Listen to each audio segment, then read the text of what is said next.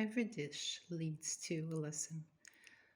So last week was the jambalaya and the sauce, that tomato sauce, which I since learned is called tonkatsu, I believe. But it can be used for several things, and it takes the name of the thing it's being used in. With that, with that menu, I learned I learned a broth, the Japanese broth called sukiyaki. Don't worry about the Japanese food. It's my main goal. If you remember my first video, it's my main goal. But just because I turn it to Japanese food doesn't mean you can't turn it for anything you like, know, or are aware and curious of. This is just my take on it. I learned the sukiyaki broth, and well, basically that was it that I learned. But I decided to make because I had food. I had food. I was able to cook out of curiosity to cook, and not out of need to cook to have food. So how should I say? Initially, I cooked because I needed the food. I still need the food, as obvious. But if I didn't cook, I would not have food. Now, food is in the freezer and in the fridge, and I can have that one, or I can cook another one if I feel to have now, or another meal. But it is not out of a place of need, is out of a place of a want. I have my needs met with the food I have made prior, and I have managed to make it last enough so that when I have to cook, and when I mean when I have to cook, I cook a certain day of the week to make my life easier. I don't have to worry about making sure I make food that day to last me throughout the week because I already have the food to last me throughout the week. Um, and one of the foods I tried was red beans with rice. I've been seeing it in a lot of Japanese food videos that I watch, and I was curious about it. It didn't work out well because it was with wrong beans, and the beans didn't cook out well. But at the same time I did that, I made traditional Portuguese food, which is with rice with beans and cabbage, and that one turned out well, although not completely because it didn't have enough salt. That one is supposed to be eaten with fried fish. The only fish I have at the moment is hake, but there's a way to fry hake which is called panado, and it's basically when it's coated with flour and egg, and then it's fried, usually deep fried. I don't have a deep fryer. I don't think I will try to deep fry anything, at least not in the near future, because it's a very dangerous thing, and I'm not very accurate. I tend to lose balance and do things I'm not expected to, and I don't want to do it with boiling oil. So I will do shallow frying. But what I mean with this is that by l- giving into that curiosity, I am sort of forced to learn a new dish to go with it, and I'm willing to be forced to learn that because it is a technique to know how to pan fry something that is coated is a technique that I want to learn, and it will be useful for me with other proteins besides fish, with um, beef and chicken and pork. So that's something I want to learn. And in a way, that's what I wanted to say with this video. We make a plan. This is going to be more or less next week's plan. And I mean more or less because I'm not sure if I'm going to. Some of the things I've written in here has an exclamation point or an interrogation point because I'm not sure if I'm really going to do them.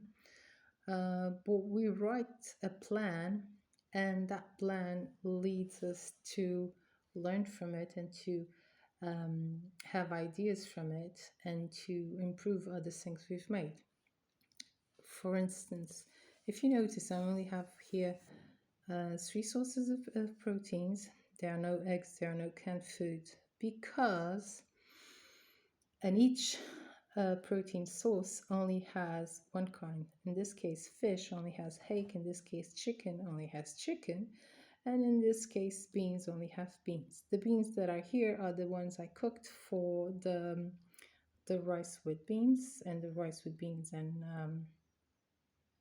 cabbage, and I made sure I cooked enough to have it for these two dishes, which I don't know yet if it's going to be refried beans or if I'm going to repeat the baked potatoes. It will depend in if I'm going to use the oven. I'll have the opportunity, and if I have the potatoes, which I don't at the moment, but this is going to be for last week, so next week. So in the meantime, I will probably go shopping. But if I don't have the opportunity, I'll make the refried beans. If I do have the opportunity, I'll make the baked potatoes. This opportunity wise, but there's always other varieties. I might not feel like it and I'll do something else. I made 1 cup, 200 grams of dried beans, and it yielded 2 cups raw and 3 cups cooked. So 1 cup of dried beans yields 3 cups of cooked beans. I used 2 times 1/3 cup for the rice, for both rice, 1/3 cup for each, and I have all left, so I can use in these. The chicken, I'm going to make two recipes, but I'm just going to use chicken. I'm not going to use, meaning the meat, I'm not going to use chicken and another sort of meat. I'm just going to use chicken. And the fish, I'm not going to use hake and another sort of fish. I'm just going to use hake. Variety is great, but the demand to come up with 8 dishes per week is too much. This way, even though it's kind of the same amount of dishes, it's with the same proteins. And that's, in a way, what's been making the food last more.